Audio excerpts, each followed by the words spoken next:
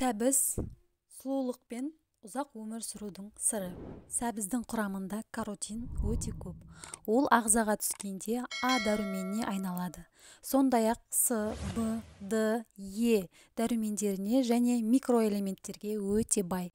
Сәбіздің құрамында калий, кальций, марганец, темір, фосфор, магний бар. Сәбіз шырыны және үгітілген сәбіз ағзаны қалыпқа келтіруге әсер етеді. Олар қанды тазартып, улы және зиянды заттарды ағзадан жояды. Зат алмасуды қалыпқа келтіріп, ішкі ағзалардың белсенділігін арттырады. Авитаминоз және анемия кезінде сәбіз жиі тұтынуы пайдалы. Сәбіз шырыны бүйрек және бауыр жұмысы бұзылған жағдайда пайдалы болып табылады. Бүйректің құм және шағын тастарды жоюға ықпал етіп, бауырды тазалайды. Халық медицинасында үгітілген сәбіз бен шырынын күйген жерлерге, іріңді жараларға қояды. Сәбіз көз ауруларында, жоғары тыныс жолдарының аурулары, ауыз қуысының қабынуы, стоматитті емдеу кезінде пайдаланады. Сұлулық дәрумені деп аталатын А дәрумені табиғи косметика үшін сәбіздің маңызды құрамы. Егер сіз тұрақты түрде сәбіз шырынын ішіп жүрсеңіз, онда сіздің жүзіңіз жасарады. Сәбізден косметикалық мақсаттарда маска жасап сыртқы қолдануға болады.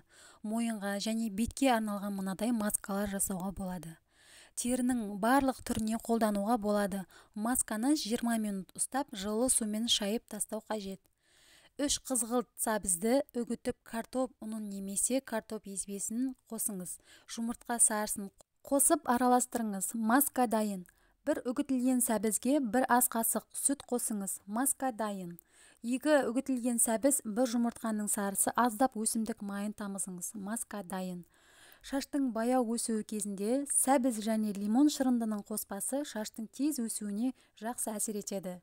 Егер сіз салауатты, әдемі және жігерлі болғыңыз келсе, көп сәбіз жеңіз. Құрметті көрермендер, видео ұнаса, арнама жазылып, лайк басуды ұмытпаңыздар. Жанындағы қоңырауша батырмасын басып, пайдалы ақпараттардан қапы қалмаңыздар. Сау, саламат болыңыздар.